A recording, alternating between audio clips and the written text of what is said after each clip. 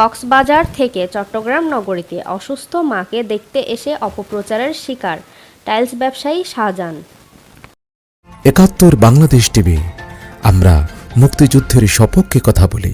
কক্সবাজার উপজেলার bus terminal রোডস্থ Paschim লাহারপাড়া classic tiles and স্যানিটারির স্বত্বাধিকারী মোহাম্মদ শাহজাহান তার অসুস্থ মায়ের চোখের অপারেশনের জন্য চট্টগ্রাম আসায় এক কুচক্রী মহল তার বিরুদ্ধে একটি পেজে মিথ্যা ও বানোয়াট তথ্য ছড়িয়ে বিভিন্নভাবে হয়রানি করে আসছে বলে জানান মোহাম্মদ শাহজাহান।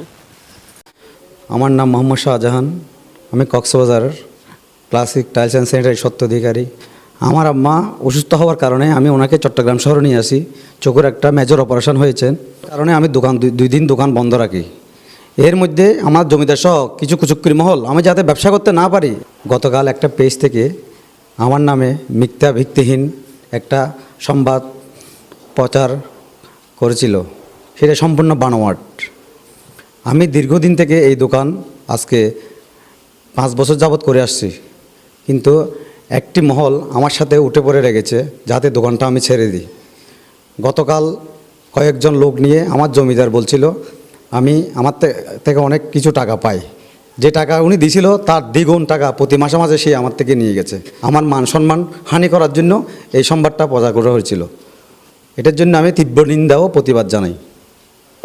ব্যবসায়ী বন্ধুরা, আমার আম্মা খুবই অসুস্থ, আমার আম্মার জন্য সবাই একটু দোয়া করবেন যাতে তাড়াতাড়ি সুস্থ হয়ে ফিরে আসেন, এবং আমি আপনাদের মাঝে তাড়াতাড়ি খুব শীঘ্রই ফিরে আসবেন। মোহাম্মদ শাহজাহানের বড় ভাই মোহাম্মদ জসিম উদ্দিন মিথ্যা ও বানোয়াট তথ্য প্রচারকারীদের বিরুদ্ধে তীব্র নিন্দা ও প্রতিবাদ জানান। এই যে আমার ভাইয়ের বিরুদ্ধে মিথ্যে এবং বানোয়াট ভিত্তিহীন পেজ থেকে যেগুলো তথ্য ছড়ানো হচ্ছে, এগুলোর বিরুদ্ধে আমি তীব্র নিন্দা ও প্রতিবাদ জানাচ্ছি।